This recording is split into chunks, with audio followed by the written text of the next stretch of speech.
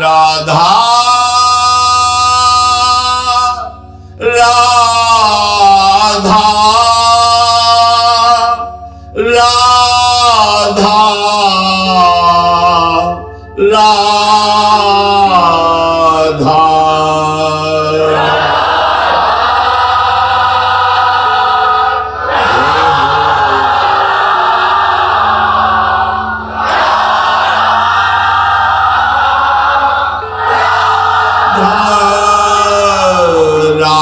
राधा राधा राधा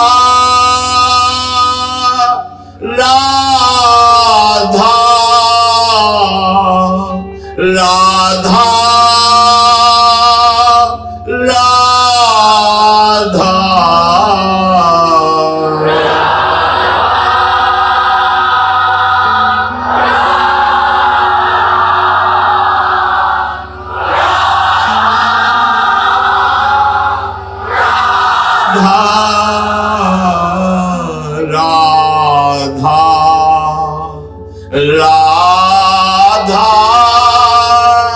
राधा राधा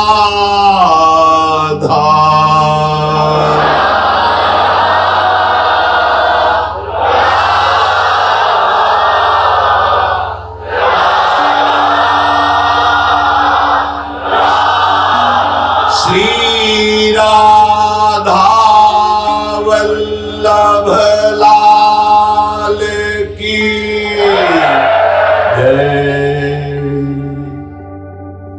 परम सच्चिदानंद घन प्रेमानंद स्वरूप नवनिभृत निकुंज महामहिम परम पावन श्री वृंदावन धाम, श्री वृंदावन धाम के लाडिले युगल चंद प्राणाराध्य श्री प्रिया प्रीतम जू समस्त हित परिकर निज परिकर। उपासना की परिपक्व अवस्था का बोध अंतःकरण की पवित्रता से है। पवित्रता का तात्पर्य है किसी भी द्वंद्व का अंतःकरण में प्रभाव न पड़ना। सुख दुख, लाभ हानि, मान अपमान, सिद्धि असिद्धि या मृत्यु ही का क्यों भय न हो। किंचन मात्र अंतःकरण पे परिपक्व अवस्था को प्राप्त हुए भजनानंदी महात्मा के हृदय में नहीं पड़ता, चाहे वो गृहस्थ महात्मा हो या वो विरक्त महात्मा हो। इस स्थिति को महात्मा कहते हैं, जिसकी ऐसी स्थिति भजन में हो गई है कि किसी भी सांसारिक द्वंद्व का प्रभाव उसके हृदय को व्यथित, विचलित, दुखी नहीं कर पाता।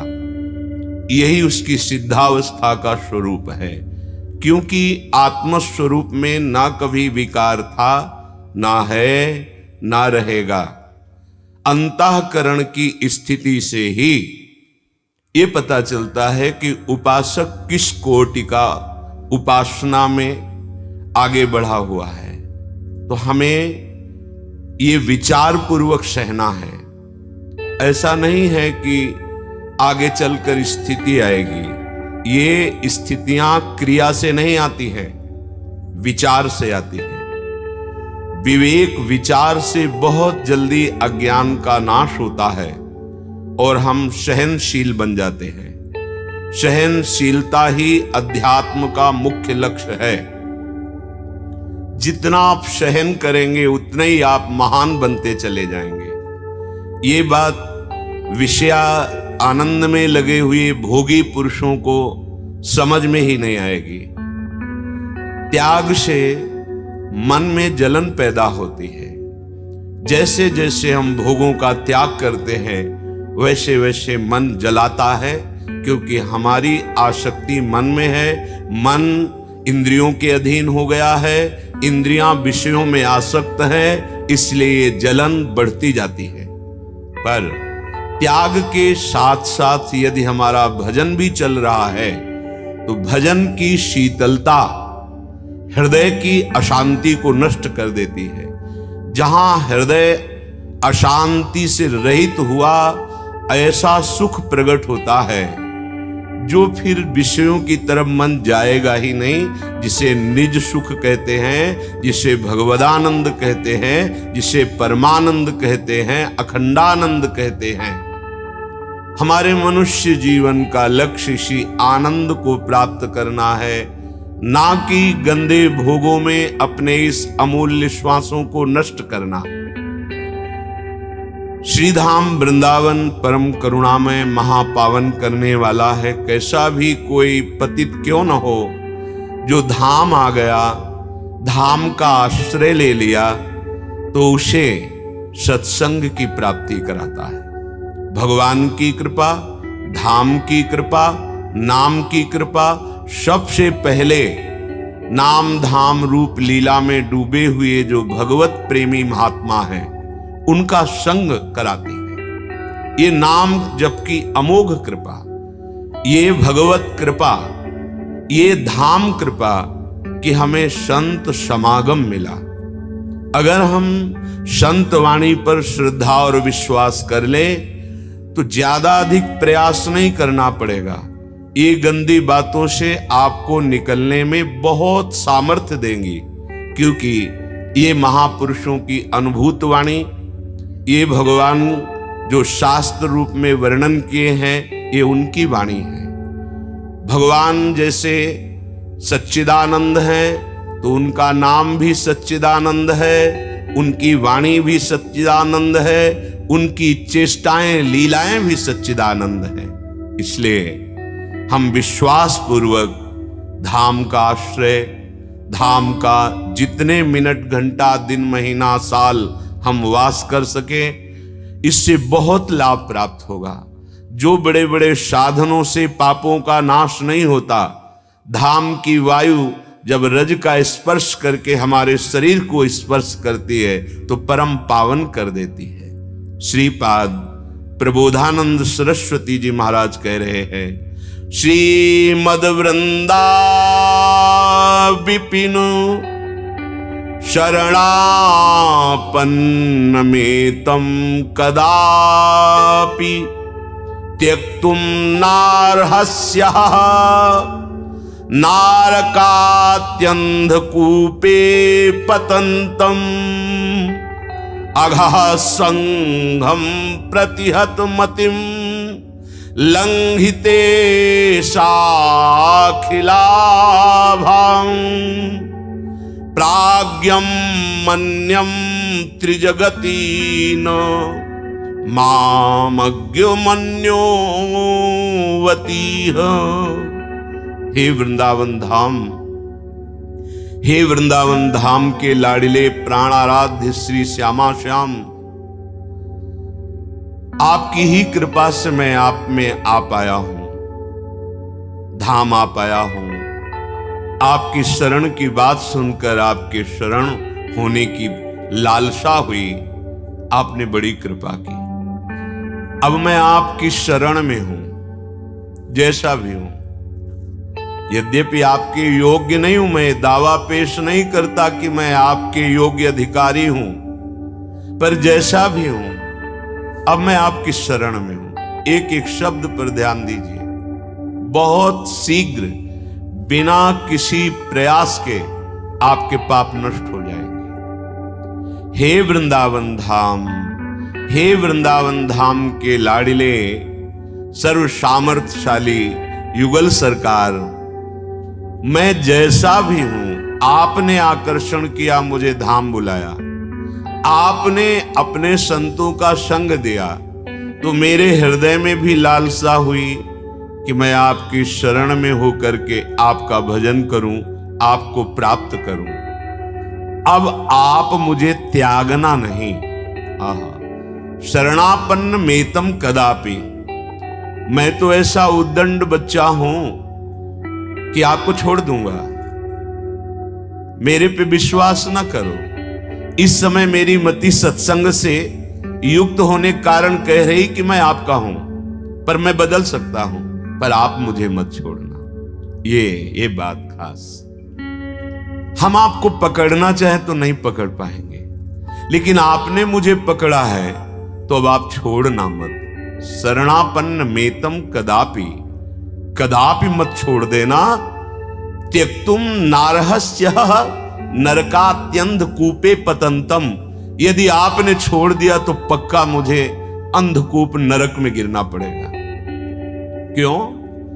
क्योंकि ये हमारा मन, हमारी इंद्रियां हमारे कब्जे में नहीं, शासन में नहीं। ये जब जो चाहती हैं करवा लेती हैं। हे मेरे प्राणाराध्य, अगर आप छोड़ देंगे तो निश्चित मैं नरकगामी होऊंगा, क्योंकि मेरे ऐसे आचरण हैं। देखो कितने बड़े महापुरुष हैं, वो ऐसा कह रहे हैं। वो अपने लिए नहीं कह रहे, वो तो स्थित प्रज्ञ महापुरुष हैं। प्रियालाल की लीला में निरंतर डूबे रहते हैं। वो हम सबको बल दे रहे हैं। हमें ऐसी प्रार्थना आराध्य देव से करनी। आराध्य देव को हमारी आवश्यकता नहीं है, पूर्ण काम है। हमें आवश्यकता उन पूर्ण काम की है, पर हमारी मति हमारा साथ नहीं देती। मति अर्थात बुद्धि, ये कभी जगत प्रिय लगता है, भोग प्रिय लगते हैं, तो कभी कभी भगवान भी प्रिय लगने लगते हैं। इसका भरोसा नहीं। ना जानो छिन अंत कवन बुद्धि घटे प्रकाशित, पता नहीं किस क्षण में हमारी बुद्धि क्या निर्णय कर दे और हम आपको भूल जाएं, हम आपको छोड़ दें। करुणामय, आप मुझे मत छोड़ना, नहीं तो हम नरक में ही गिरेंगे। हमारे ऐसे आचरण हैं। अघा संघम प्रतिहत मतिम लंघितेशाखि लाभम, अगर आज तक हम पीछे लौटकर सत्संग से प्राप्त विवेक से हम देखते हैं तो हमने सिर्फ भगवान के प्रति अपराध ही किया है, उनकी आज्ञा का उल्लंघन किया है। अंघा संघम प्रतिहत मतिम लंघितेशाखि लाभम, हे अखिल लोक ब्रह्मांडों के ईश्वर, मैंने सदैव आपका अपराध किया है। आपने मुझे मानव देह दिया, गर्भ में हमने वादा किया कि एक बार हमें निकालो इस नरक से। अब मैं जाकर ऐसा भजन करूंगा कि दोबारा माता के गर्भ में ना आना पड़े। वादा भी हमने झूठा कर दिया। मनमानी आचरण करके शास्त्राज्ञा जो आपकी स्वयं वाणी है, हमने अपराध किया है। प्राज्ञम मन्यम त्रिजगति न मामज्ञम मन्यो अतिह, बहुत अति हो गया, हमने ऐसे पाप किए हैं। क्यों? क्योंकि मामज्ञ, मैं अज्ञानी हूं, पर प्रभु प्राज्ञमन्यम, आप तो सर्वज्ञ है ना, आप तो त्रिकालज्ञ है ना। प्राज्ञमन्यम त्रिजगति न मामज्ञ मन्योवती है, और मैं निश्चित कहता हूं कि मेरी गति सिर्फ आप से बनेगी, मेरे से नहीं। मेरे बनाए ना बनेगी कोटि कल्प लो, आपके बनाए बनेगी पल पाओ। श्रीपाद कह रहे हैं, ऐसी हमारी निष्ठा हो जानी चाहिए। हमें अपनी तरफ ज्यादा नहीं देखना है, ज्यादा कुछ तो देखना है कि कहीं प्रिया प्रीतम के मार्ग के विरुद्ध हमारे आचरण तो नहीं हो रहे। अगर हम नहीं रोक पा रहे हैं तो हमें रोना है, हमें प्रार्थना करनी है। आराध्य देव, प्रार्थना में भगवान का अवतार हो जाता है। जब जब सब ऋषि मुनि पृथ्वी देवता मिलकर के प्रार्थना की, तब तब भगवान का अवतार हो गया। जय जय सुरनायक जन सुखदायक प्रणतपाल भगवंता। जब जब हम तन्मय होकर आर्त भाव से प्रभु को पुकारेंगे तो हमें बल मिलेगा। प्रार्थना में बहुत बल है। अगर आप एकांत होकर के प्रभु को साक्षी मान करके अश्रु प्रवाह करते हुए उनसे प्रार्थना करें तो हर समस्या का समाधान प्रभु ही है, दूसरा कोई कर ही नहीं सकता। क्योंकि दूसरा खुद समस्याओं में फंसा हुआ है, वो हमें क्या समस्या से मुक्त करेगा? एकमात्र भगवान। हे प्रभु, आप सर्वज्ञ हैं, त्रिकालज्ञ हैं। मैं जान गया हूं कि आपके सिवा मेरी अब कोई गति नहीं, कोई सहयोगी मेरा नहीं है। इतनी बात अगर हृदय में आ गई तो श्री भगवान गीता जी में कहते हैं, अपिचेत्सु दुराचारो भजते माम अनन्य भाग साधुरेव सम्मंतव्या सम्यक व्यवसिता हिसा। यदि तुमने ये निश्चय कर लिया है कि प्रभु के सिवा अब मेरी कोई गति नहीं, तो तुम चाहे जितने बड़े दुराचारी रहे हो, भगवान कहते हैं मैं तुम्हें साधु बनाऊंगा और मैं आज्ञा करता हूं कि उसे साधु मानो। साधुरेव समंतव्य सम्यक व्यवसिता ऐसा, क्योंकि उसने अब मेरा आश्रय ले लिया, अब मैं उसे साधु बनाऊंगा। बड़े बड़े हिंसक, चोर, व्यभिचारी, इतिहास साक्षी है, महान ऋषि बन गए, भगवान ने उन्हें बना दिया। हमें चिंता नहीं, चिंतन करना है। हरिराम व्यास जी कह रहे हैं, होई सोई हरि जो करी है, तज चिंता चित चरण शरण रही, भावी सकल मिटरी है। होई सोई हरि जो करी है। शरणागत की जिम्मेवारी प्रभु ले लेते हैं, अब वहां प्रारब्ध नहीं काम करता। प्यारे भक्तों, आप सभी को मेरा प्रेम भरा प्रणाम।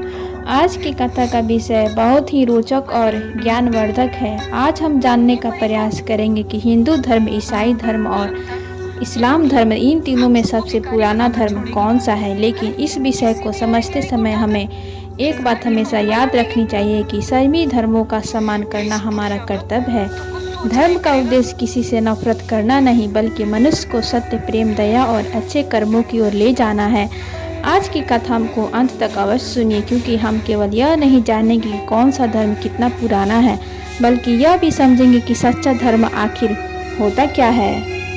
बहुत समय पहले एक गांव में 3 मित्र रहते थे। तीनों एक दूसरे से बहुत प्रेम करते थे। पहला मित्र हिंदू परिवार से था, दूसरा मुस्लिम परिवार से और तीसरा ईसाई परिवार से। तीनों बचपन से साथ खेलते, साथ पढ़ते और सुख दुख में एक दूसरे का साथ देते थे। एक दिन गांव में एक विद्वान संत आए। उनकी चर्चा सुनने के लिए दूर दूर से लोग आए। संत जी ने धर्म, ईश्वर और मानवता के बारे में बहुत सुंदर बातें कही। संत जी की कथा समाप्त होने के बाद तीनों मित्र उनके पास पहुँचे। पहले मित्र ने पूछा, महाराज जी, संसार में बहुत से धर्म हैं, क्या आप हमें बता सकते हैं कि हिंदू, ईसाई और इस्लाम, इनमें सबसे पुराना धर्म कौन सा है। संत जी मुस्कुराए। उन्होंने कहा, बेटा, प्रश्न अच्छा है, लेकिन इसका उत्तर केवल एक शब्द में नहीं दिया जा सकता। पहले यह समझना होगा कि हम धर्म की शुरुआत किस आधार पर मान रहे हैं।